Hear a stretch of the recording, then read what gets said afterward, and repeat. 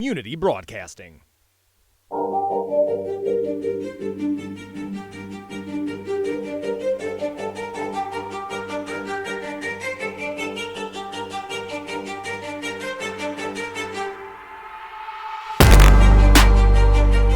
Good evening, everyone. It's the Coach's Kage Show on 3KG, thekage.com. Bob Kurtz and Scotty Miller with you tonight. We got coaches lined up, ready to go.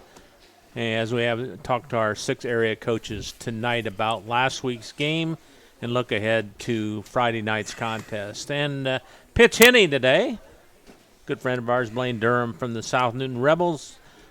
Coach Beavis had some prior commitments tonight, so you get the honors, huh? I thought we'd give everybody a break from Coach Beavis for a couple weeks, maybe make it nicer for them. A little bit of relief for everybody to not have to listen to Coach. All right. Well, we had your game on the cage last week over at Tri-County. It went well the first half. You led 18-14, but then the second half you went scoreless and Tri-County prevailed. Give us your overall thoughts on the game. Tri-County came out and played very physical. They had a real good game plan. Back and forth the whole first half. Had some kids get banged up in the second half and couldn't take advantage of some of the opportunities we had, and Tri-County was able to capitalize on theirs, and they won a big game. It was a good win for Coach West. He had them really prepared, and hopefully our kids can come back and regroup a little bit, and we can get healthy in the next couple weeks and learn a little bit from that. Who were some of the players that played well for you offensively and defensively Friday? Lyle Harrington played really well for us at the middle linebacker as a freshman in his first start. He was filling in for David Van Wienen, who was out with a shoulder injury. He's our normal starting middle linebacker and fullback. And Lyle did pretty well. He's just undersized a little bit. And that Pearson kid's a heck of a running back. So he had his work cut out for him there, and that was his main task, was stopping him. Sean McCosta played really well for us in the offensive end. I think he had 10 catches for 103 yards, mostly in the first half. He was open quite a bit, wasn't he? He was open. We had a little bit of trouble. Evan hurt his hand early in the third quarter, and we had a little bit of trouble getting the ball out and passing the ball in the second half, which, like I said, you guys had the game, so we moved the ball quite a bit and scored some points throwing the ball, and just didn't have that aspect of our game in the second half. All right. Well, what did Coach Beavis say after the game? I think he was just a little upset with our effort and the way our kids answered. Like I said, Tri-County was very fired up, and they came out and played a very physical game, and they threw the first couple punches, and our kids didn't respond very well to it. And it took us a while to get going, and then as the game went on, we tried to pride ourselves in our conditioning and our ability to match that, and it didn't happen. And Tri-County stayed up the whole game, and they played very well. How's the coaching staff handle a loss? Do you mull over it for days, or you just forget about it? And how's that lead into the practices this week?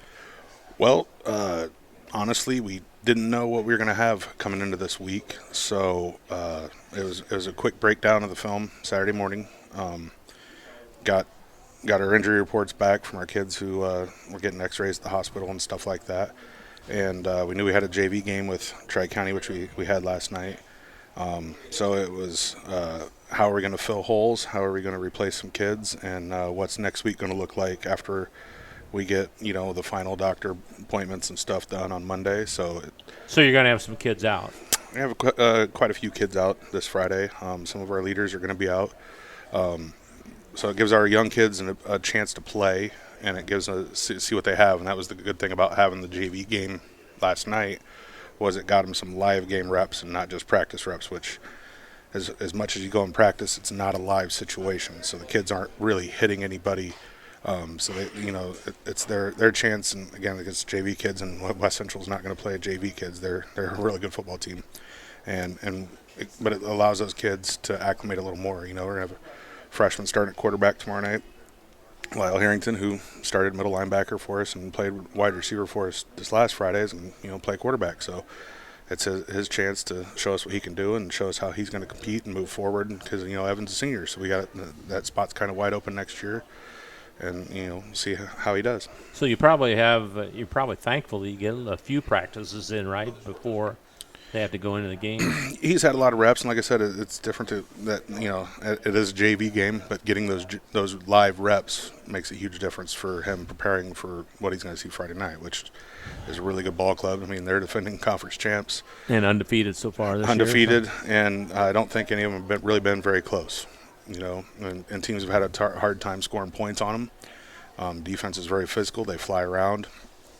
Coach does a good job, and I mean it's Buzz Beiswinger night at West Central, which he's an all-star, former North-South all-star, and he gave us a lot of pains last 4 years. So I'm sure that they're going to be fired up. The crowd's going to be fired up, and it's a tough place to play every time you go over there. And they got a lot of skilled offensive players, so you can't key on anybody, can you? They have the number 1 rated quarterback in 1A football right now. Is that right? Yeah, his passer rating is the highest in 1A, and the Pilarski kid's a heck of a fullback. I feel like he's been starting there forever. His dad was our athletic trainer when I was in high school, so I feel like there's been a Pilarski there forever, and I know there hasn't, but it's just one of those names that sticks out. And he was a heck of a fullback last year and middle linebacker, and he's back again this year. And the Marlock kid, quarterback, like I said, he's thrown 13 touchdowns and 0 interceptions. He's completing 85% of his passes, and even though they're short, but it doesn't matter, right? I like to throw the ball around, but I don't have completion percentages like that, and don't have interception. We got more interceptions than that. So, what's the goal Friday night? What do you hope to accomplish? Besides to win, get better overall, get better competing, get somewhere. Like I said, we're gonna have a lot of young kids out there getting reps. We got 5 or 6 kids are not going to be playing, so we got to see how good a job we can coach and move forward. Our schedule the rest of the year it's no joke. We got undefeated West Central, like I said, this Friday, and then we have the state's leading rusher in North White the next week. Whoa! And then we have one of the top athletes in the state and Park Tudor coming in, DJ Gordon, who's been offered by all 3 service academies and half the Ivy League at quarterback the following week. So you're going to have your hands full. We have our hands full, and hopefully we're able to get some kids healthy in the next couple of weeks and be able to finish out. But an offensive coordinator better dream up some touchdowns there. Yeah, let's see if Coach Krug will switch me. Maybe I'll start calling the defense. But I don't think he's going to take me up on that either. All right, Blaine, I appreciate you coming over and filling in for Brad, and good luck, and get all your injured players back, all right? All right, thanks, Bob. All right. Blaine Durham from the assistant coach from the South Newton Rebels, back with more of the Coach's Cage on 3KGthecage.com right after this. Working with our customers has been Kentland Bank's trademark for 87 years. We're dedicated to making your visit a lasting one, and helping you achieve your goals is our #1 priority. With 5 locations, Kentland Bank offers all loans needed for today's businesses and families, including car loans, mortgages, agriculture, and commercial loans. We're here to make your busy life less hectic by offering online and mobile banking, bill pay, and P2P payments. Member FDIC and equal housing lender. In agriculture, preparation is important. Dedication is you deciding what to plant and then asking what it will take for a good crop. How much work will it take to produce the final crop? In sports, preparation is vital in becoming the best you can be. Dedication is a well of achievements for a winning desire. Corbett Farms encourages everyone to do their best by having a winning spirit, attitude, and achievement. Your positivity will make a difference. Corbett Farms is proud to sponsor high school sports. Pulver Psychological Services offers psychological counseling, consultation, and assessment. Locally owned and operated, Pulver Psych focuses on solutions for the community and serves as support for individuals, families, and organizations. Whether you're in need of personal, family, or success counseling, Pulver Psychological Services can help you reach your life goals. Increase work satisfaction, have better relationship compatibility, improve sports performance. Get in touch with Pulver Psychological Services by visiting pulverpsych.com. Indiana Farm Bureau Insurance Agent Joe Goodman has been serving the Jasper County and surrounding area since 2009. Being involved in the area, Joe Goodman has kept his interest in making sure he provides the best insurance for his clients. Whether you need life, car, home, business, farm and crops, or even renter's insurance, Agent Joe Goodeman will keep searching for the best policy for your valued investments. Call Indiana Farm Bureau Insurance Agent Joe Goodeman at 219-866-4694 or stop in at 2570 North McKinley Avenue in Rensselaer. Shanley Construction, Pools, and Excavating has been improving area homes and businesses since 1973. Whether residential or commercial, they offer lawn care, installation of above-ground and in-ground pools, plus pole barn and new home construction. Shanley is your source for new driveways, parking lot expansions, as well as fence row and building site clearing. Start your project by calling Jim Shanley at 219-866-5955. Shanley, Rensselaer-based, family-owned. Call today. All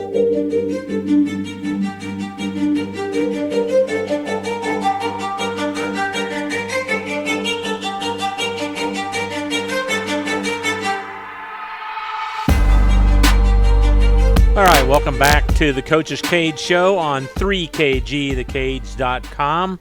Friday night we'll be at Rensselaer Central as the Bombers try and snap a 3-game losing streak against Central Catholic. Be on the air with a 6:45 pregame show. 2 weeks, or a week from Friday, we'll be over at West Central. The big rivalry game there as the Winnemac comes over to Trojans home base, and we'll play there. So looking forward to getting over to West Central. I'm going to talk with Coach Mark Hall right now. Mark, train just keeps rolling for the Trojans, huh? Yeah, so far we've been lucky enough that we've had a lot of success this year. Well, you played North Newton, who's really struggling this year, and I think you won, 68-6? Yeah, it was 68-6. We got out to a really fast start. The opening kickoff, we ran back. Josiah Rodriguez ran back 80 yards for a touchdown. And then That's a good way to start. It is. Doesn't that pump everybody up? It does. When they do It's that? very exciting. I went to a clinic one time, and they said that if you have a special teams touchdown, your chances of increasing go up to there's 75-80% if you just get the win percentage. Yes, win percentage.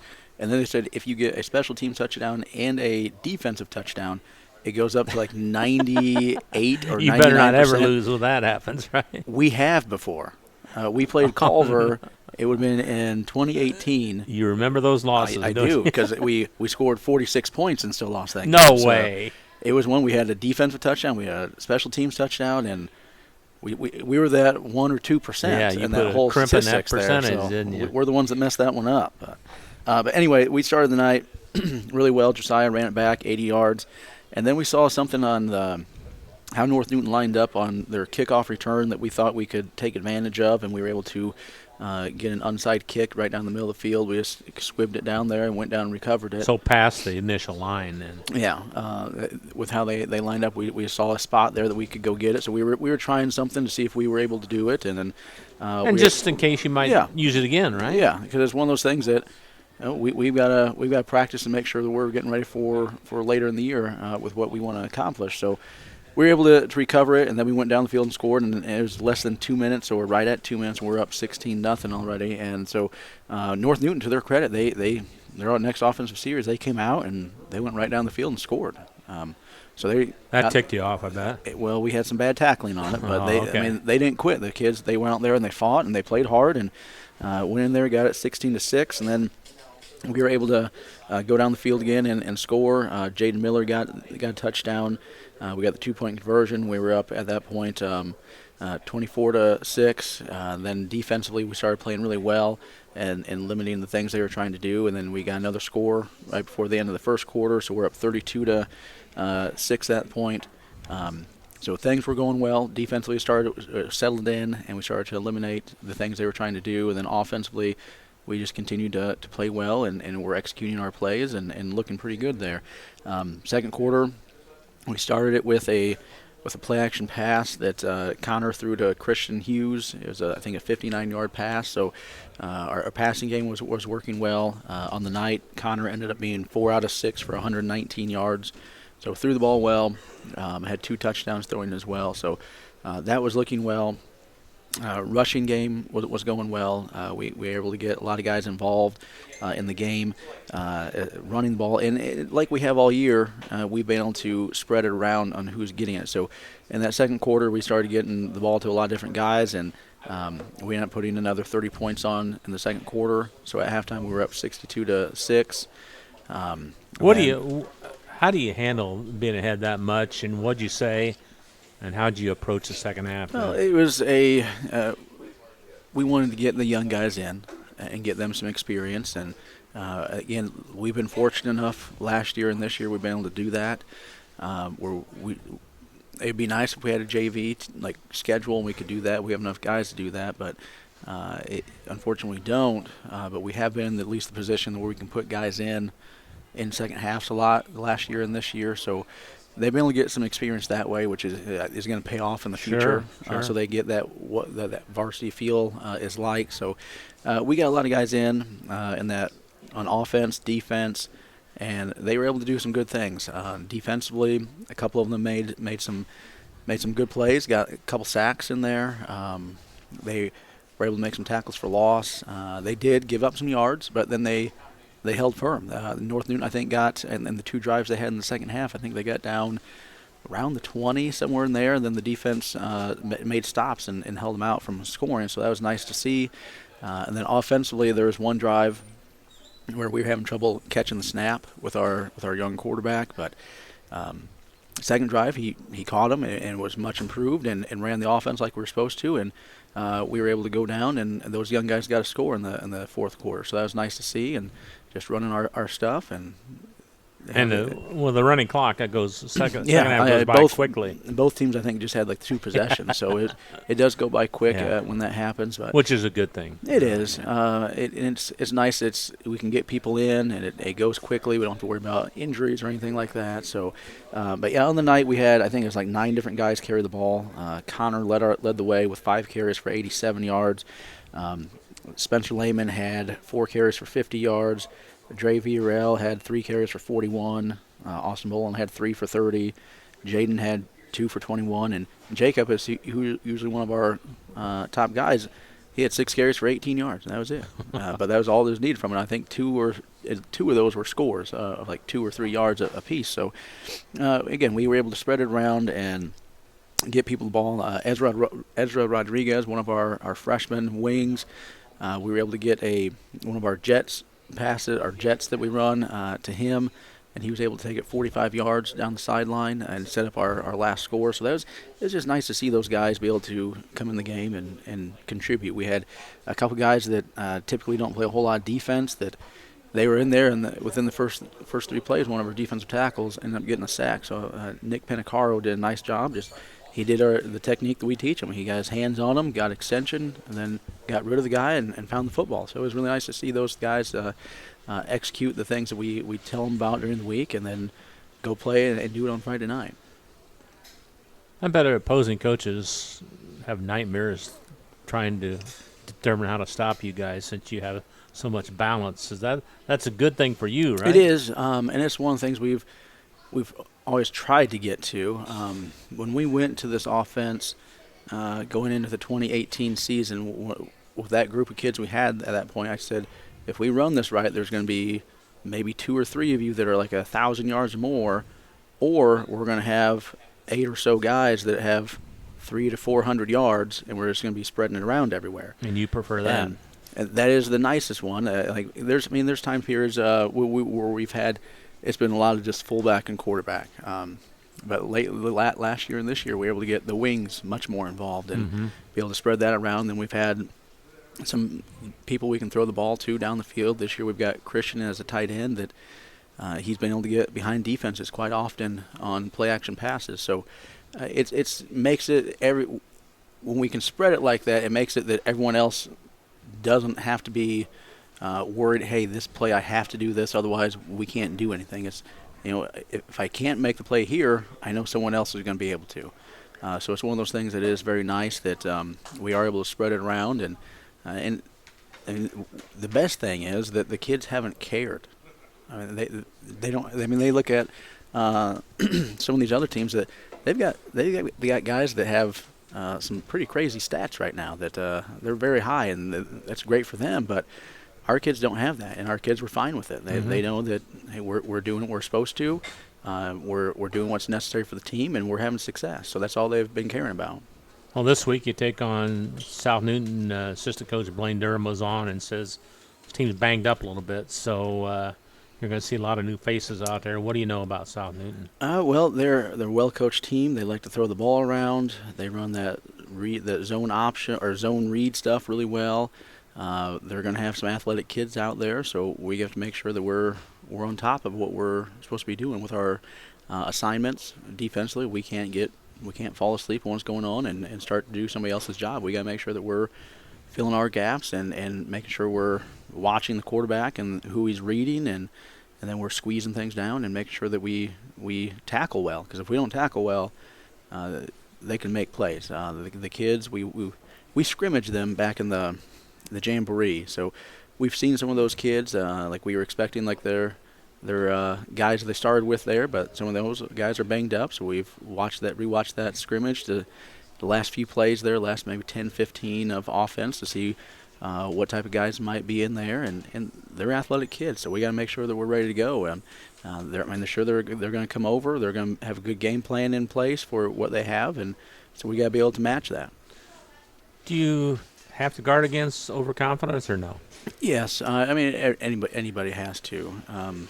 Because the kids, they're 14, 15, 16, 17-year-old kids that sometimes they can get caught up with looking at who's over there, who's not over there, or what have the scores been throughout the year compared to other teams. So that's when we as coaches have to make sure they understand, like, this was a new week. Like, this is anything that happened last week doesn't matter, or 2 weeks ago. Right. It's what happens Friday.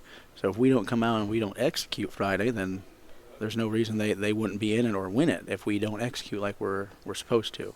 So that's one of the things we just get on the kids about, is making sure that we execute. And sometimes, like, we may go in and we kind of have a good idea about how the game's going to go, but still we let the kids know, like, our goal is not necessarily this game. It's right later on down the year. What do we have to get ready for? What do we have to prepare for? So there are things that we try to work on and make sure that we're getting accomplished for things that are coming up later. Even saw West Central pop up in the polls this week. So yeah, 16 or 13. 16 in the coaches poll. We got one single vote there. How about that? That's nothing wrong with that, is there? We let the kids know that we got a vote, and we also let them know who was in front of us and who was getting more. So we got things to work for. How the middle school Trojans doing? Doing good. They played a game Friday, or not Friday night, but last night, Monday night. I'm losing track of days here, you're but losing it there. I am. But Monday night they played a game against North Newton. It was they only played, I think, 2 home games this year, so it was their second home game already. In their last one, they still got, I think, like 3 or 4 more games to go. But played North Newton. First half, the first possession of the game, we drove down to about the 20, and then just stalled out and ended up going backwards. And then North Newton ended up scoring 14 points in the first half, and we were down 14-0 at halftime. And the kids, they came out in the second half and played great. They got back in it. They ended up going into the fourth quarter, got to 14-12.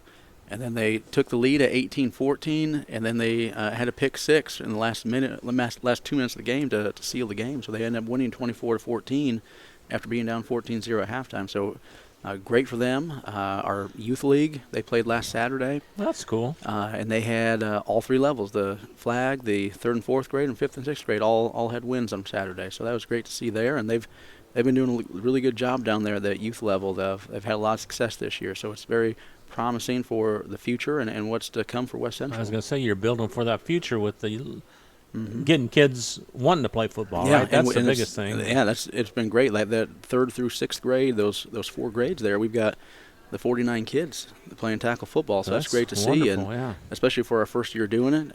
So we're very excited about that. Cool. Well, we can't wait. 3KG can't wait to get over to your place next week.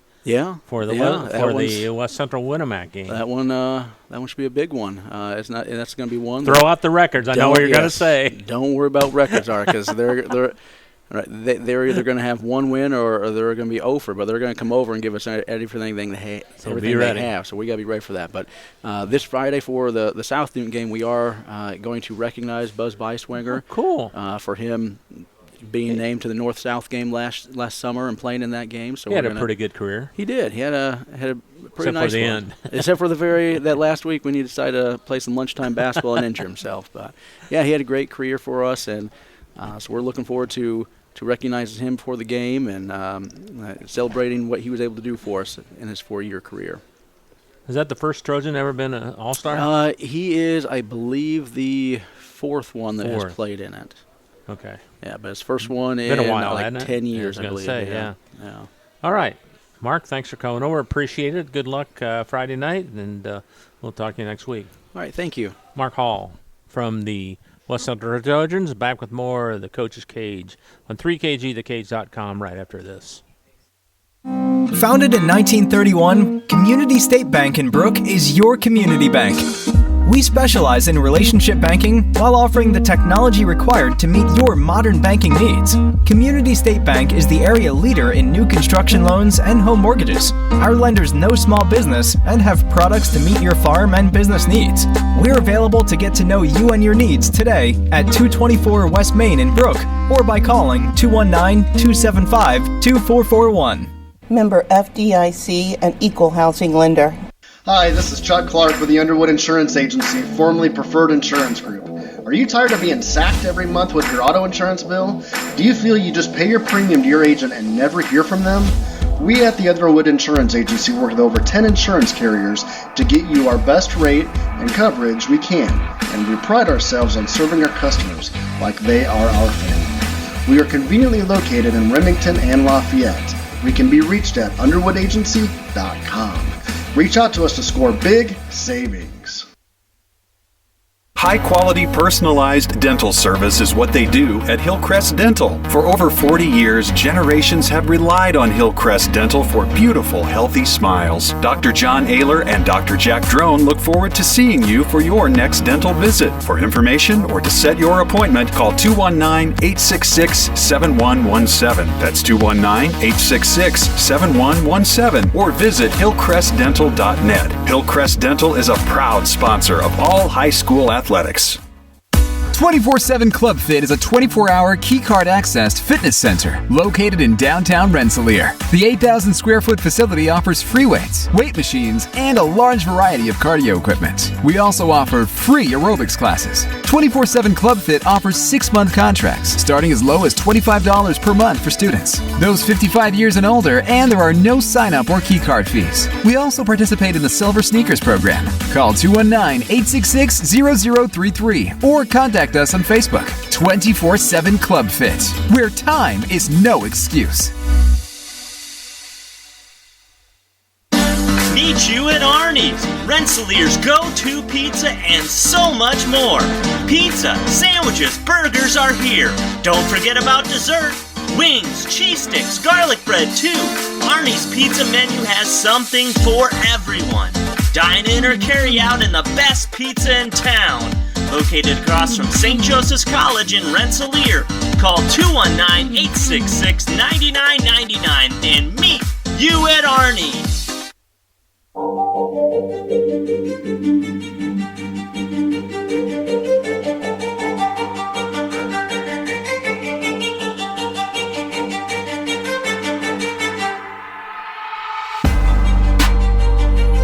All right, back on the Coach's Cage show on 3KGthecage.com. And we are proud to announce we're going to do something a little different this week. Tomorrow, got my cameraman and engineer, Scotty. Him and I are going to head down to Tri-County for a little volleyball action. Oh, yeah, volleyball. Tomorrow night. Yeah. The Lady Cavaliers are having a good year. Lady Cavaliers are 15-3 in Rensselaer. Is the opponent. They're 13-7, so should be a good matchup. My daughter's been bugging me to do some volleyball games, so that will be a treat for tomorrow night. So Yep, girls have been having a great year. yeah, listen in. They've had a great couple years. They have, yeah. Listen in to 3KG, thekage.com. They have a freshman match starting at 5 Central Time, then the JV, then the varsity. So 6:37, somewhere around there. We'll wing it. It's been a few years since I've refereed volleyball, but I know the game, so we'll get through one way or the other. There's a lot of it's fast paced. So anyway, Scotty, got to thank him for doing something on a Thursday night with me. Get all choked up.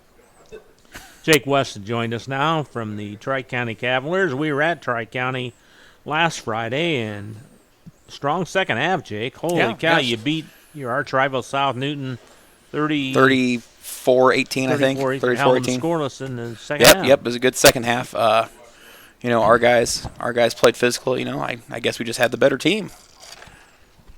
Take us through the game. It was a very entertaining first half. Yeah, so we lined up on defense first. We got to stop. We come down on offense, and we run Jonathan Pearson up the middle on the right side. No, you did not. And then after a few plays, we ran him on the left, and then we ran him on the right again, and the drive finally stopped around the 15-yard line. We turned it over on downs. We completed a pass. Yes, you did. Just short of the sticks. We tried to get a little clear-out concept and try to just dump it off in the flats and maybe go get a first down or something, and then they rallied to it well. So we turned it over, and then Kobe Baylor misplays a ball down the middle of the field, and that leads to a big touchdown after, I think, literally right after like a tackle for loss or a penalty or something, because they were backed way up. And so he misplays the ball down the middle of the field, and they complete a long touchdown pass, and Kobe comes to the sideline. He says, that's on me, that's my bad. As a senior leader, you want to see that, and he did not misplay a ball for the rest of the night. We'll say that much. That's good. He was definitely bringing the thump across the middle with 2 big hits and a pick as the game went on. And then, our whole game plan was we wanted to wear them down physically at the point of attack. Last week Beavis made the comment that we had no one really to focus on, so we kind of gave him someone to focus on to the tune of 39 carries for 230 yards and 2 touchdowns. Only 39 times he ran. Focus on that. So Jonathan had a great game. The line on both sides of the ball, they were very fired up. What got into those guys? So like I said last week, it's a rivalry game. Tensions run high. Beavis had made a comment about being the better team, and our guys did not sit well with that. They heard that they were fired up, and they came out to work on both sides of the ball up front. Like they came to send a message. And I think the message was received because that's probably the most physical game I've seen them play all since I've been here. But they were fired. They were still fired up after the game. Yeah, we were still fired up after the game. So we came out and we wore them down in the second half. They had some injuries, and unfortunately, and we were able to run away with it at that point and kind of finish the game off that way. Tell us. Many people played well. Many people played well. Breakdown. Well, we're going to start on offense. Kobe Baylor had 2 touchdowns. He threw for 1, ran for 1, which ended up being the kind of the game winner there that sealed it. And then he also had an interception, and he had a couple of really big hits across the middle. So he played a really complete game overall, both quarterback and safety. Jonathan Pearson, like I said, I think he had 11 or 12 tackles on defense, and then he also carried the ball 39. I asked him, there was one point during the middle of the drive, I looked at him and I go, hey, is the football heavy? And he's confused. He goes, no, why? And I'm like, because you're going to keep carrying it, so run it again. And, so he had carried the ball 39 times for 230 yards and 2 touchdowns. I think he also had a 2-point conversion in there at some pointers. Something. And the good thing about it, he doesn't lose any power or speed when he carries that many times. He's one of those who, he's had a tremendous offseason, and he gets better day after day. He does something better each day than he was at it the day before. Whatever, it's weird. It's just he finds something new to get better at. Usually you get tired by running 39 times. He gets hit. He says he doesn't like running very far. So he tries to find people to hit so they can tackle him so he doesn't have to run for long touchdowns. It's really he's a weird kid. But no, he gets angry and he runs harder as the game goes on. Up front, I thought the entire O-line played really, really well. Colby Hathaway, Ephraim Bowles, Saber Province, Elazar Aldaz, and Lucas Idlewind. Those 5 played tremendously, and then we lined up with a tight end wing set. So Bryce McMorrow, Anthony McFadden, Gabe Sanders, Kevin Martinez. They all took turns kind of lining up as a tight end or as a wing, and and they blocked just as well as the O linemen. So they were dominating up front, giving Jonathan lanes to run through. And when you run the ball almost 40 times and you average 6 yards a carry, and we didn't have a single run over 20 yards. Well, sorry, from Jonathan. Jonathan didn't have a single carry over 20 yards. Right. Kobe had the 30-yard touchdown run. So if you're going to run the ball 40 times and not run it for more than 20 yards a piece, that's efficient. Yeah. So we were getting the job done up front. I was upset. We had 2 carries that went for negative yards, so I got on them about that. Of course. We can't have that. Of course. So they did well. Aiden Donovan caught his first touchdown. Bryce McMorrow scored his first career. Yes, we had a kid had to sit out for a minute for something, and Bryce jumped in and ran a play he's never run before. And they just kind of like, hey, you're getting the ball going that way.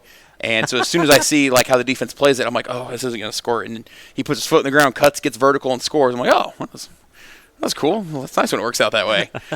So he scores his first career touchdown. Yeah, like I said, Aiden Donovan scored his first career touchdown. Defensively, Ephraim Bowles on the D-line had, I think, 5 tackles for loss. Colby Hathaway had another 3. Kevin Martinez, I think, had 1 or 2 more. Plus, he also forced another fumble and recovered it, which he's had a turnover in like 3 or 4 straight games. It's crazy. Noah Pratt did a good job rallying up. Schematically, we were allowing them to complete some things underneath, and he did a great job rallying up and making tackles consistently. Anthony McFadden actually led the team in tackles, I think, with like 12 or 13, so he had another great game. Gabe Sanders is just a heat-seeking missile running right and left across the field. And he lines up at D end, so he gives kids a hard time. We had a lot of guys that did really well. Well, that's pretty much everyone. It is. This has got to be the best you played in your 2 years here, don't you think? Oh, absolutely. Just as a complete game from start to finish in all phases. Did we make mistakes? Yes. Did we rally? We talk about converting third down in the red zone. Our first drive, we drive to the 15. We don't finish the drive. We don't score. Okay, so obviously I'm upset. And then it wasn't an issue the rest of the game. We give up a long touchdown. We return the kick all the way down to the 3-yard line. So we immediately respond, and that's a sign of maturity, of being able to not kind of wallowing and feeling bad for yourselves. So I was very proud of that. But special teams had great plays, offense had great plays, defense had great plays. So it was like it wasn't just one side of the ball or one facet of the game was doing it. It was everyone. Now you bottle us up and take it to this week. Just store it, move it to How do you get that? Well, actually, we're not even taking it to this week because we have a bye this week. We don't play anyone. You what? Yeah, we don't. Traders Point canceled their season, so we don't have a game Friday. So we're taking this week kind of to focus on ourselves and getting better. Well, what is that? It is what they play 8 games then. Well, the way I look at it is, so Friday when we go to do team pictures, we're going to line up on the field for opening kickoff. Okay, we're going to have Principal Haskins on the field because he's an official. We're going to show up at game time, and they don't show up, it counts as a forfeit. So we're going to check that as 3-3 for the Cavaliers. So we'll do that. We'll just knock that right out of the way, and we'll be good to go. So the Cavs will be 3-3. So the final score 2-0. They'll hurt our points per game, but I'll take it. I'll take it. It's all about the win column, baby. That's right. So we have Frontier next the week after, and they're hitting a high note. They've played some kind of smaller teams, which again we're small schools, but they've played some smaller teams and they've won handedly. So they played a lot of games where their guys haven't had to play into the fourth quarter.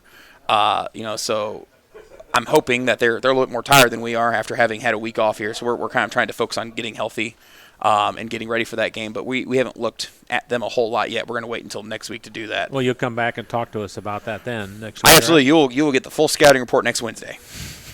All right. Yeah. Well, how about the younger Cavs? How are they doing? So JV played their first game yesterday. Mm-hmm. Some good signs. You could tell it was their first game. Right. There were some operation issues they had. Some guys getting put in spots they haven't really played before. But I thought overall they played well. Aiden Justice made a few plays. He plays DB for us, but he's the JV quarterback. He made some really good plays in the running game and as well as throwing. Like he made one throw on the run where he dropped it through a dime while on the run, which he's a gamer. Right. You could go watch him in practice and be like, that's not him. And then he turns around the game and does something crazy. And you're just like, I'll take it. And then Colt O'Neill and Zach Bramwell are two of our younger guys who have gotten moved to linebacker. And I saw they ran a sweep play of some kind, and Colt came flying up, and there's not a lot to him, but he came up. Mm-hmm. And he came up and stuck the kid as best he could and drilled him. And I was like, man, is that who was that? You see, like, oh, that's Colt. Oh, my goodness. So I was really excited for him and stuff like that. And middle school, have they played? Middle school, they've played 3 games. They scored their first touchdown this last game, so progress. We're getting there. We're getting there. We're getting better. They show flashes. It's kind of like, it's one of those things where you have a young team. You'll put 3 or 4 good plays together, and then that 4th play or 5th play is just absolutely fatal or whatever, and then you can't get out of that rut. So it's like I understand that the coaches understand they're trying to work with them through it and kind of fix those issues. But, like I told them, like my goal for middle school is I want you to win. If you don't win, it's not the end of the world. It's middle school sports should be about having fun and learning the game. So they're doing that. So do coaches go on scouting more, or is that gone by the wayside? It's a little bit gone by the wayside because we're all playing at the same time. Yeah. So it's a little gone. I have a free weekend or a free Friday, so right. I'm gonna go spend that probably, I don't know, at a place of interest. I'll let you guys guess where I'm at. No, I mean two of our last 2 opponents play each other, so I mean I might go visit. I don't know. Right. Yeah. All right, Jake. Thanks for coming over. I appreciate it. Good luck. Or a good win Friday night, and absolutely keep it going next week. Yeah, just got to bottle it for a week. That's right. Just put it in the freezer. Store it. Yeah. Yeah. So. Thanks a lot, Jake. Yep. Thanks for having me. All right, Jake West from the Tri-County Cavaliers. Back with more of the Coach's Cage on 3KGTheCage.com right after this. Anders Water Conditioning in downtown Rensselaer is here for all of your water supplies and softening needs. At Anders, we sell and rent water softeners, water coolers, and have all of your bottled water and salt needs too. Call Chuck to set up your consultation today. 219-866-7430. Anders Water Conditioning, family owned since 1991.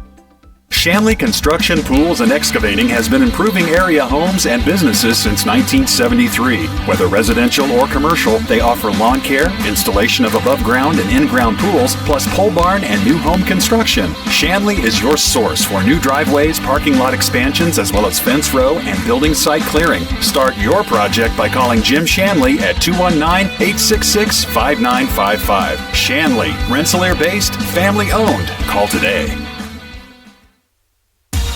If you're looking for some great food before the big game or anytime, stop by the Wagon Wheel Grill on South College Avenue in Rensselaer. From their famous Wagon Masters to their great homemade chili, the Wagon Wheel is the place to go to satisfy your hunger needs.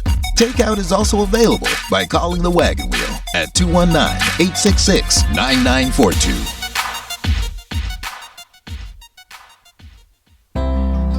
After a hard day's work or play, it's time for some relaxation, and there's no better place than Unwind on Front Street in Rensselaer.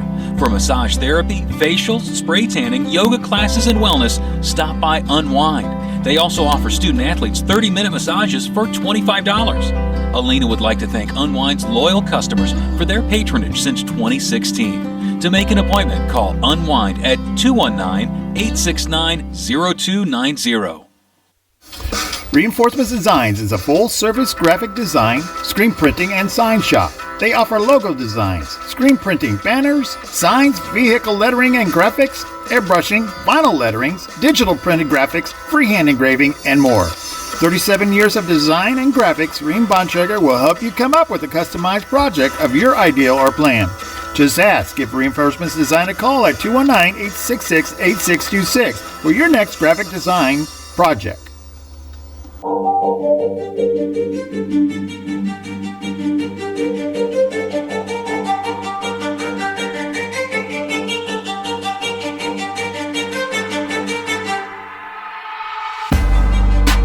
Bob Kurtz back with you on the Coach's Cage Show on 3KGTheCage.com. If you can't catch us live, make sure to go home and watch the replay when you get home. Just go to our webpage, and it's right there for you, or on our Facebook page. And eventually it gets all the way to our YouTube page, so you can look it on the big screen. Look at nationwide. Kennedy right on the big screen there. Nationwide. Yeah. Kirk, thanks for coming down. Did you have a clean shot tonight? Down 231? Not yet? 231 still jacked up, so I got to go over on them country roads where they make horror movies. All right, well, we do appreciate making the trip down. And well, at least I know the way now. Yeah, you should anyway. So you played Hanover Central, and they're undefeated for a reason, I guess, right? Yeah, they're a pretty good football team, but I mean we knew that going in, and just like any other week, the true opponent is ourselves, and we didn't answer the bell. We, for whatever reason, didn't have a very good week of practice, and we had a couple, the injury bug bit us for the first time, all year, and I just think our attitude was one where it needed to be heading into the game, and we fumbled the opening kickoff, and Hanover. The key to a lot of those games is getting a fast start and building confidence, right?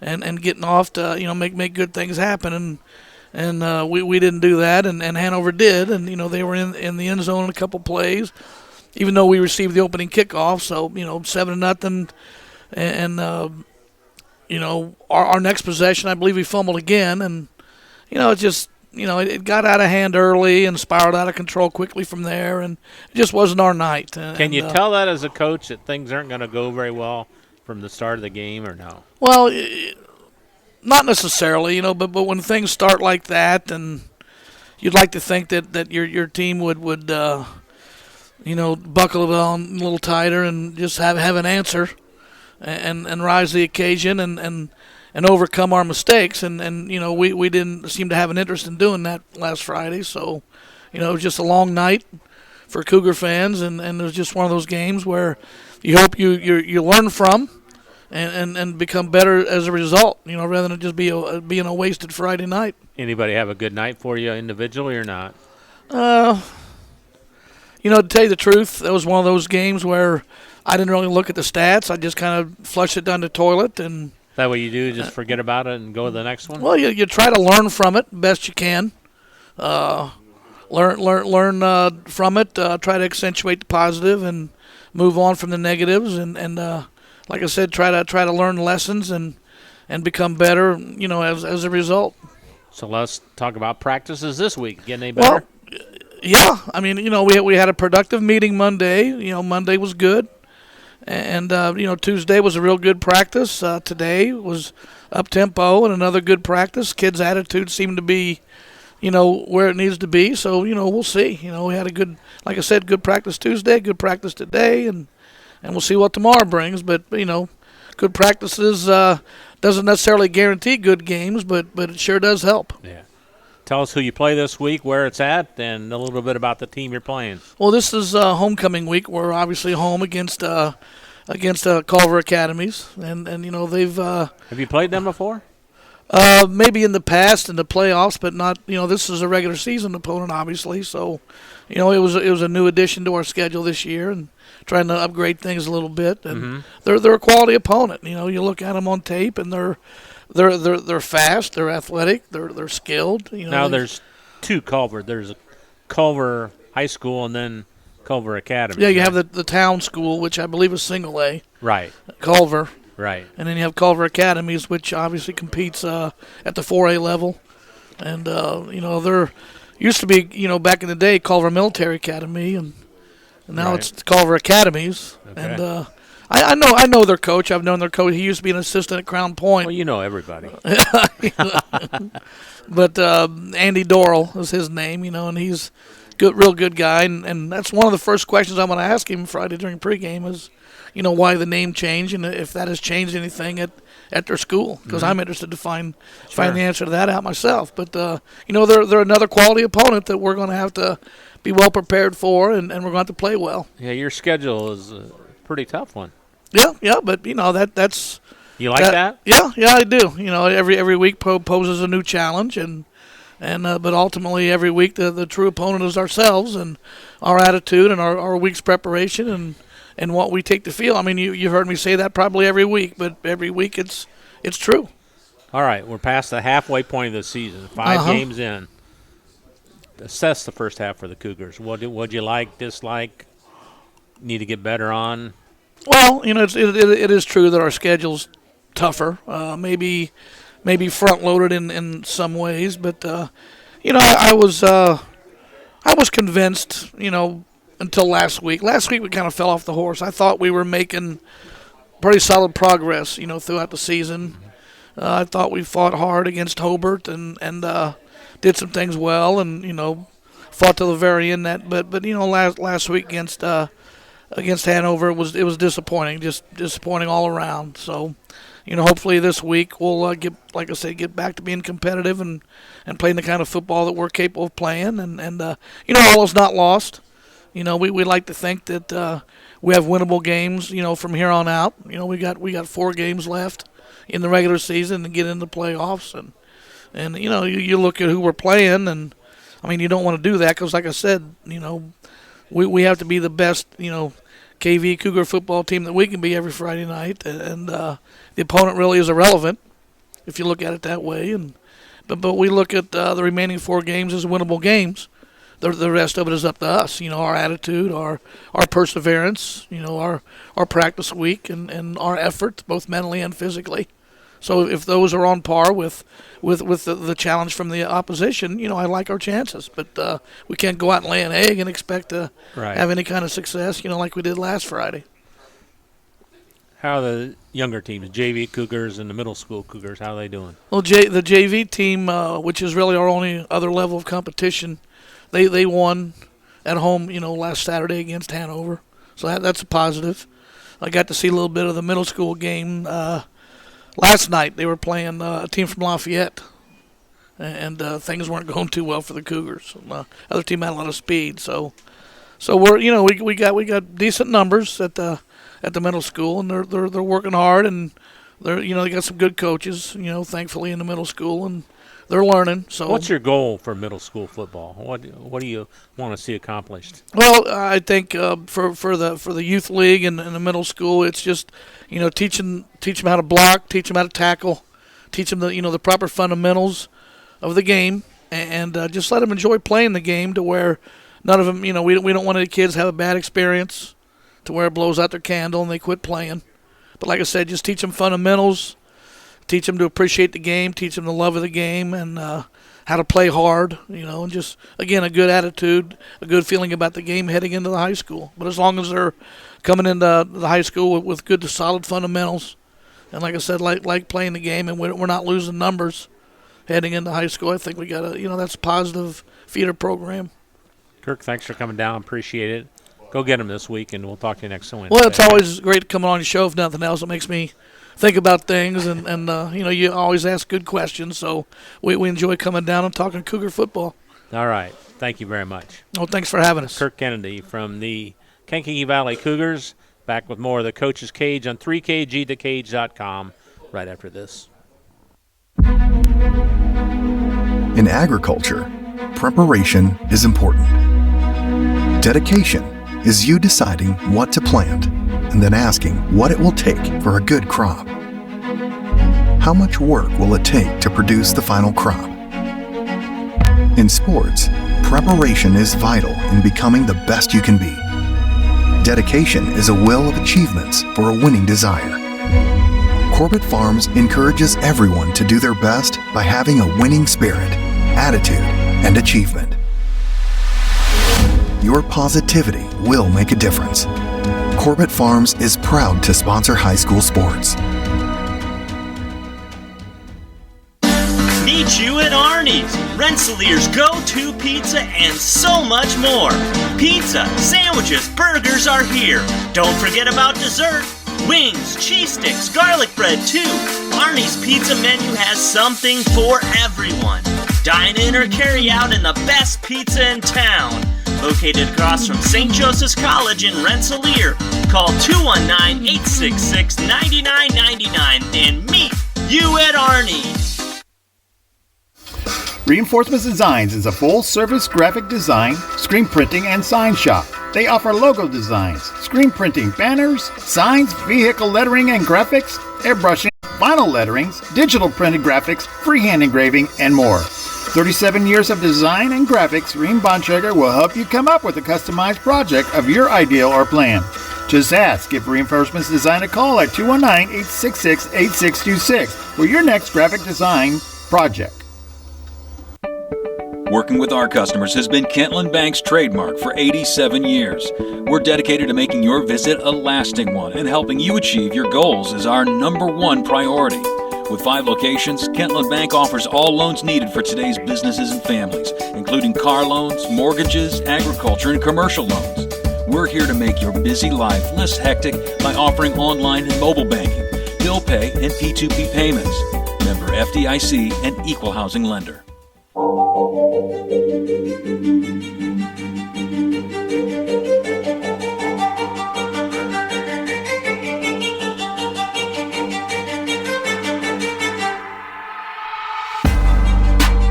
Welcome back to the Coach's Cage Show every Wednesday night, starting at 6 o'clock Central from Arnie's in Rensselaer, right across from St. Joseph's College.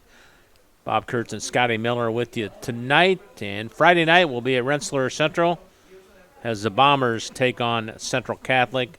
6:45 for the pregame show, 7 o'clock kickoff for that game. And speaking of the Bombers, Coach Chris Meeks has joined us. Chris, good to see you again. How you doing? Good. How are you? Doing really well. Well, let's go back to Friday night. You traveled to West Lafayette. Tell us the score. Tell us about the game. Yeah. Well, anytime you play West Lafayette, it's always a tough challenge. It is. Great tradition. Just tremendous football team year in, year out. This year they're ranked anywhere from 3rd to 4th in the state in 3A. They do have one loss in the season to 6A Lafayette Harrison. But they're good. They're very good. We knew that watching film going in. And then on top of that, it was their homecoming, and it was their 100-year celebration. So they saved all that for you, huh? Saved it all for us. And so, we walked into a hornet's nest. And, again, we knew that going in. But I felt like our kids competed. We lost the game 40-6, but I think it's deceiving from the standpoint. It wasn't a blowout. Yes, they beat us 40-6, and a convincing win. But man, there were a lot of good things that our kids did. And again, we're playing, on offense. We got 2 freshmen starting. We've got several sophomores. Even some of the juniors that are playing don't have varsity experience. Now we're getting halfway through the season where they are getting that experience now. So some things need to start happening. But I thought it was a great environment for our kids to go in there, be challenged, extremely challenged, and just see how our kids would handle it. And our kids competed for 48 minutes, and that's a great start. And we can build off that. They returned a kickoff for a touchdown. That's one of their touchdowns. They had 3 or 4 situations where we had them 3rd and long or 4th and short, and we were undisciplined, which is uncharacteristic of our past teams. But for whatever reason this year, we're committing some silly penalties that automatically gives them first downs, and kept their drive going, and then they'd finish out with scores. We moved the ball well at times. Several times we moved the ball down the field. We were in double digits in terms of first downs. I think we had over 200 yards offense. But, again, our bugaboo this year is finishing out drives and getting those points on the board. Does that get frustrating after a while? It does. But, we also know that we're playing great competition. And, it's just not our lack of doing things correctly. I mean, we're playing against some pretty good defenses, too. But we do see improvement. And, we're striving to get to that point where we can play everybody wants to play that perfect 48-minute game. Well, nobody plays a perfect game, but we're going to keep striving for it. And we just want to, just keep getting better and better and finishing out drives, playing great defense and sound special teams. When we do, we're going to be a pretty darn good team. Did you have anybody play well that night? Yeah, man. We had several kids play well. Again, they're tough to prepare for, because if nobody's ever seen West Lafayette play, let me describe it. It's spread you out and go as fast as you can. And you've seen them. As soon as the play's over, they're immediately they're waiting for the referee to blow the whistle. Once he blows the whistle, the ball takes off. So they're trying to get anywhere from 80 to 100 plays in a game. Well, it's hard to simulate that in practice. Yeah, it is. Yeah. I mean, our JV just doesn't do that, right? Especially as well as West Lafayette. So it takes a little while to get up to the speed of the game. Are they the only team that does that? Some teams try to do it, but they're good at it. Good, I mean, they're very good at it. But as far as who we played, nobody else does it like that. And then on top of that, being a small school of 450 kids, you've got kids going both ways. So kids that play offense, play defense, and special teams. So, it gets tough. But, again, we see a lot of positives. And I think it's just it's coming. It's coming, and I hope it's this Friday. We need to beat somebody we're not supposed to beat. Right. And on paper, Central Catholic, I believe, is probably a big favorite against us with all their athletes and everything. But I think if we can come out and control the ball, finish out drives, be disciplined and get their offense off the field, play great defense, and do some things in the special teams, as long as we're within striking distance in that fourth quarter, we'll have an opportunity to win that game. I know what Central Catholic has a 2-3 record, but that's really deceiving, isn't it? It is. They've lost to some very good teams. Well, they lost to state-ranked Hamilton Heights, who last I knew was undefeated. They lost to Guerin Catholic, number 2 ranked Guerin Catholic in 3A, and then they lost to number 4 ranked West Lafayette in 3A. So yeah, they've lost to 3 very, very good teams. They're an impressive team. Like I said, they've got athletes over the field.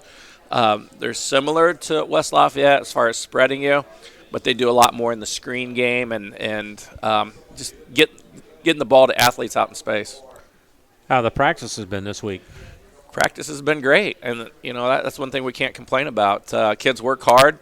They Did they learn something from last Friday's game? Oh, I think so. Yeah, as long as your kids go in and don't roll over and give up, if they compete, you're going to walk away with something. So yeah, I think and I don't want to say we felt good about the loss because we didn't, but there were some moments in that game that we did some good things that we can hang our hat on. Now we just got to keep building on it. And again, we knew that coming in with young kids, but as we go through the season, we're starting to see some more confidence in these kids and starting to get some experience under our belts, and I really believe things will start happening here soon. Keys to Friday's game. Got to control their offense, man. They've got some athletes. We got to key their athletes, and their head coach, Brian Ney, does a tremendous job of distributing the ball and keeping defenses off balance. So, we got to disguise some things, not let their quarterback feel comfortable, and mix some things up. And we've actually moved some personnel around this week and see if we can just get something, established more defensively. I guess that's one of our disappointments this year is defensively. We're just not getting teams off the field, So we're mixing some things up personnel-wise, see if that helps. But and we've got to score points on offense. And we're capable of doing that. They've got a very good defense, but we got to control the ball, run the ball, mix some play-action pass in, and get some points on the board. Make sure if you're not there live in person to catch the game on 3kgthecage.com. We'll be out there with a 6:45 pregame, 7 o'clock kickoff. And before I let you go, I know you got a lot of younger teams playing in the Rensselaer Central School Corporation, so give us a lowdown there. Yeah, well, first of all, we'll be honoring our, all the kids that participate in our youth camps this summer and then our Back in Black camp. So that's going to be a lot of kids. Yeah, it'll be 170, 180 kids. Going to make Russ read all their names? No names, but they get to run through the tunnel and be out there for pregame. What a thrill that would be. Yeah, and it's great weather, so they look forward to that. So that'll be fun in itself. We started our flag football league.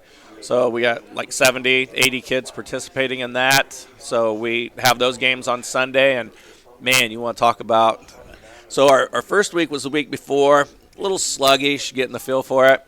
Now all of a sudden they think – you see the receiver gloves coming out and, quarterbacks warming up on the side and a lot of touchdown passes. They were awesome. They were fun to watch. So that was fun Sunday. And then we had middle school football against South Newton, won that game, and South Newton's got a pretty good middle school program, so that was a nice win. I was telling you tonight, we started, so we've got 6th graders playing 7th grade football, which, that's good, but it's not great. Right. So we want to try to get 6th graders playing 6th graders. So we talked to West Central, and they were gracious enough to bring their 6th grade over. So we played, or actually we went over there last week, played them, and then tonight we were playing Frontier here. So we're picking up some 6th grade games. It's good. Yep. And then JV had a awesome win over West Lafayette this past week, a couple days ago. So they JV won 26-22, I think, so that was good. But and then the other thing, I'll go ahead and, the rumors are flying, so I'll go ahead and we will be starting. We eliminated Pop Warner football about 6-7 years ago. We had some issues with that, and we will be starting 3rd, 4th, 5th, 6th tackle football.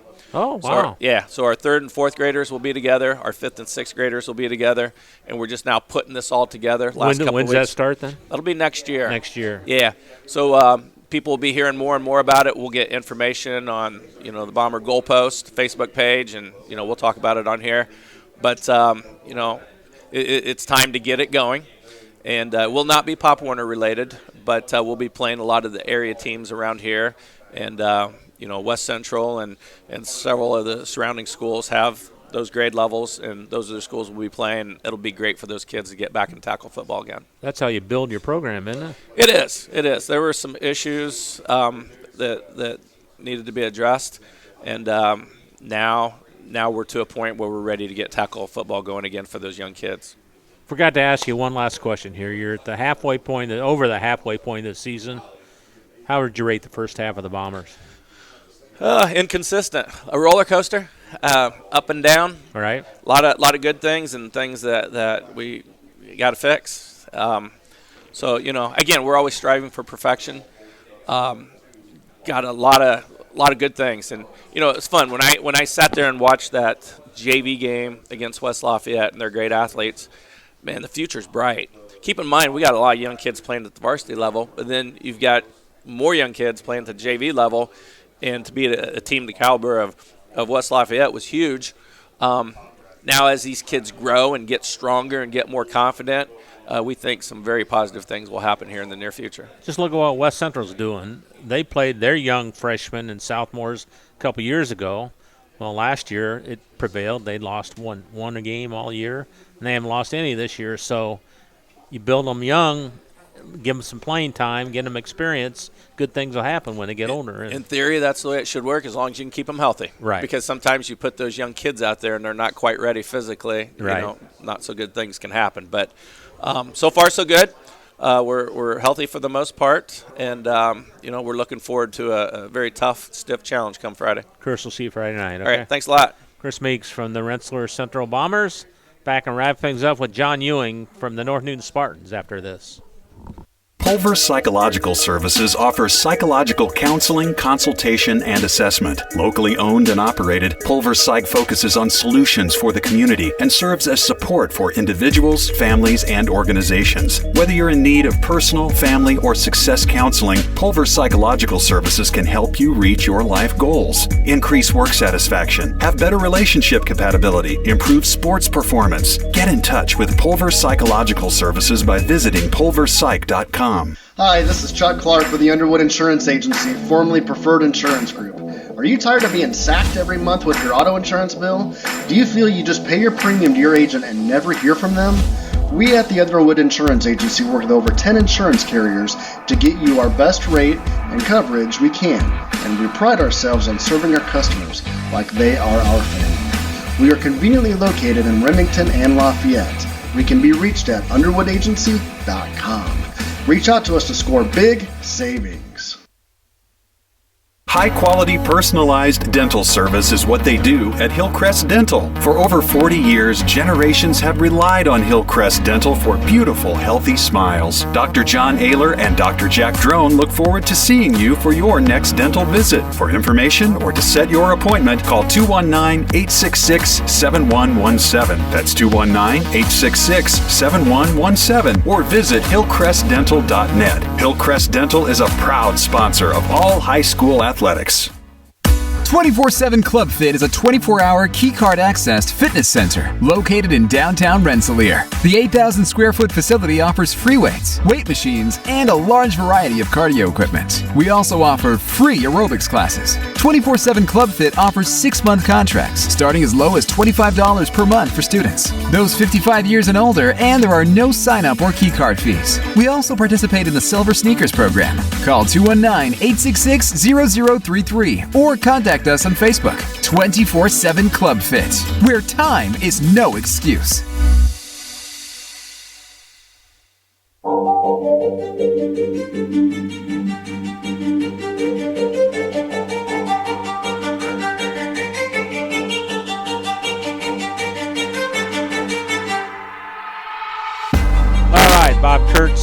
One more coach remaining. John Ewing from the North Newton Spartans has joined us. John, good to see you. How you doing tonight? I'm doing great. It's been a good week. Well, we heard about your game against West Central, and they're a for real team, aren't they? Yeah, they are.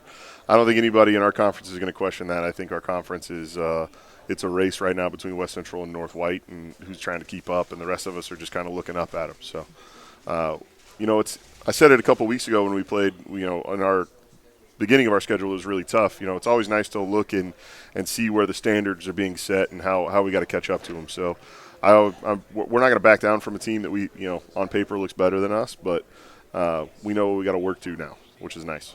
West Central just has a multitude of runners and passers they can throw at you, right? Yeah, absolutely. So, they've got a lot of athletes on the field. They utilize them in a lot of different ways, which is nice. The other thing that you can't look past is their experience in those athletes. A lot of those guys are seniors. I think they only had one non-senior on their offensive line. I may be wrong on that, but they've got experience all over the field. And at our level in 1A and in a smaller conference, that's important. And we see that on our side of the ball too. We've only got 6 seniors on our roster, and I have 3 juniors, and our sophomore and our freshman class are a majority of our numbers, and the experience carries you a long way. It can make up for a lot of mistakes. That's for sure. And West Central 2 years ago put their freshmen and sophomores out. Well, they grew, and now they're seeing the benefits of that. I'm sure every program would like to see that kind of progression, right? Yeah, absolutely. So we talk to our guys, about playing for something bigger than themselves and what it means for an individual to play for a program. And I know I've said it on here before, but I always talk to our seniors since last May when I met them, and they're kind of in a hard spot, but they're playing to make sure that when they come back to North Newton in a few years that they're coming back to important games. Right. They're coming back to watch something that they helped build, and I think that's a key. Let's talk about practices when you're struggling throughout the whole year. How do your practices go week to week? Well, our guys, if they're listening, they're going to laugh at this. So I don't let up at all. We are conditioning heavily throughout the entire season. We're light in numbers, and we've got a lot of injuries across the board. And I think a lot of injuries can be prevented from strength and conditioning. So we don't let up at all.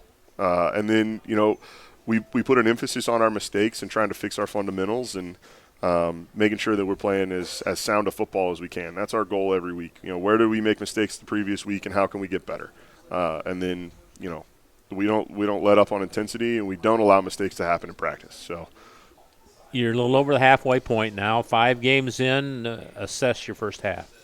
So obviously you look at our record and we're 0-5. So I'm obviously not doing everything that we should be doing correctly.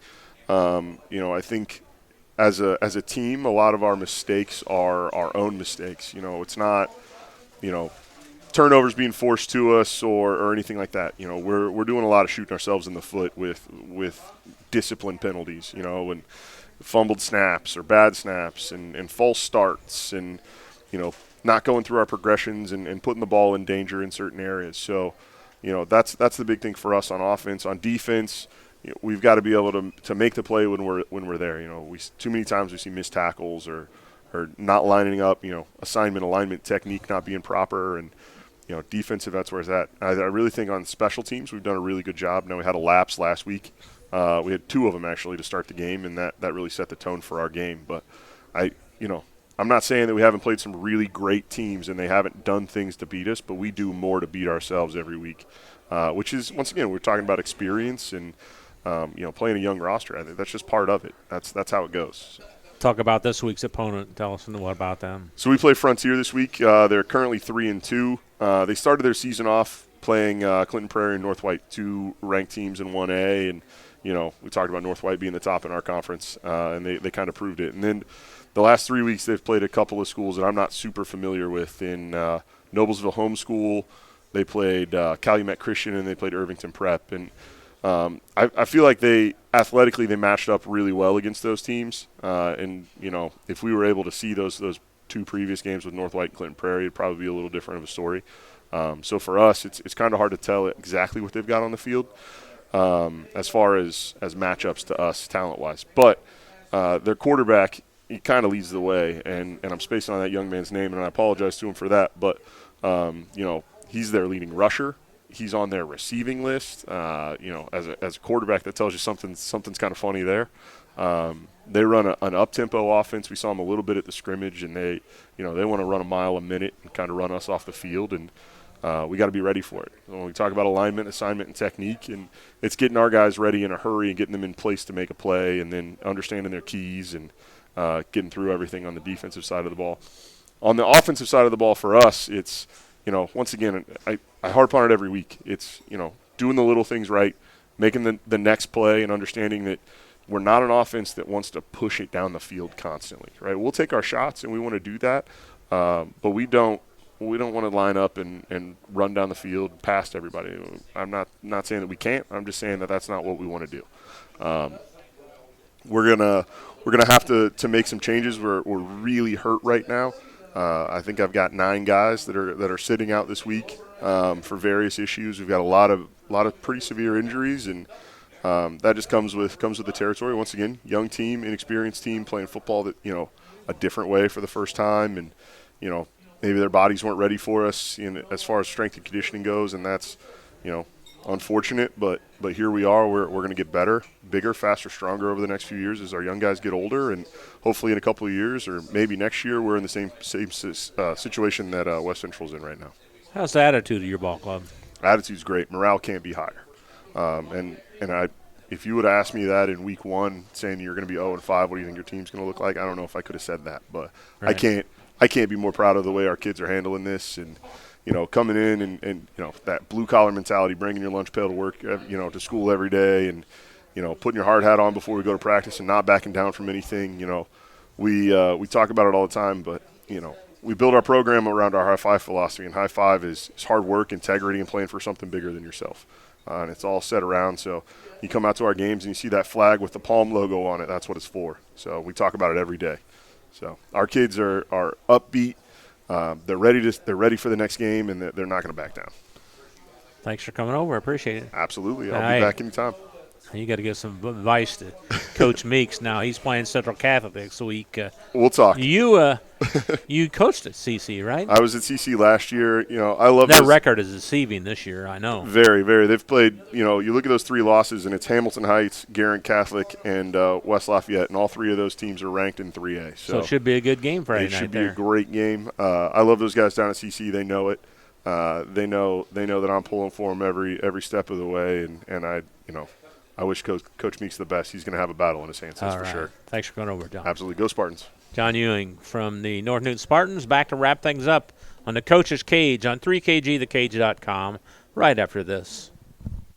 Hi, this is Chuck Clark with the Underwood Insurance Agency, formerly Preferred Insurance Group. Are you tired of being sacked every month with your auto insurance bill? Do you feel you just pay your premium to your agent and never hear from them? We at the Underwood Insurance Agency work with over 10 insurance carriers to get you our best rate and coverage we can, and we pride ourselves on serving our customers like they are our family. We are conveniently located in Remington and Lafayette. We can be reached at underwoodagency.com. Reach out to us to score big savings. After a hard day's work or play, it's time for some relaxation, and there's no better place than Unwind on Front Street in Rensselaer. For massage therapy, facials, spray tanning, yoga classes, and wellness, stop by Unwind. They also offer student-athletes 30-minute massages for $25. Alina would like to thank Unwind's loyal customers for their patronage since 2016. To make an appointment, call Unwind at 219-869-0290. Anders Water Conditioning in downtown Rensselaer is here for all of your water supplies and softening needs. At Anders, we sell and rent water softeners, water coolers, and have all of your bottled water and salt needs too. Call Chuck to set up your consultation today.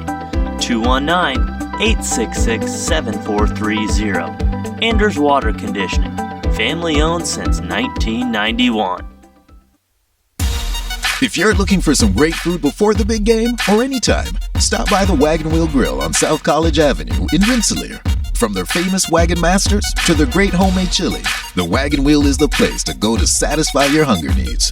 Takeout is also available by calling the Wagon Wheel at 219-866-9942. Founded in 1931, Community State Bank in Brook is your community bank. We specialize in relationship banking while offering the technology required to meet your modern banking needs. Community State Bank is the area leader in new construction loans and home mortgages. Our lenders know small business and have products to meet your farm and business needs. We're available to get to know you and your needs today at 224 West Main in Brook or by calling 219-275-2441. Member FDIC, an equal housing lender.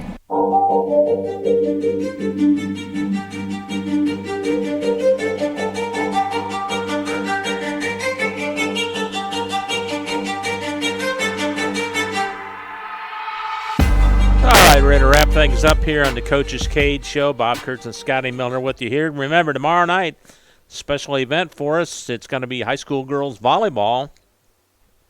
We're going to be live streaming the match between Rensselaer Central and Tri-County. Somewhere between 6:30 and 7, we should have the opening tip for that best 3 out of 5 match. So looking forward to that.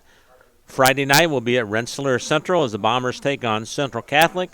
6:45 pregame there. All right, I'd like to thank all the sponsors for making the show possible. Beth and the gang here at Arnie's are always great to us, and Scotty Miller doing jobs of multiple people here like he always does so seamlessly. We appreciate him very much. For Scotty Miller, this is Bob Kurtz from Arnie's. So long, everybody.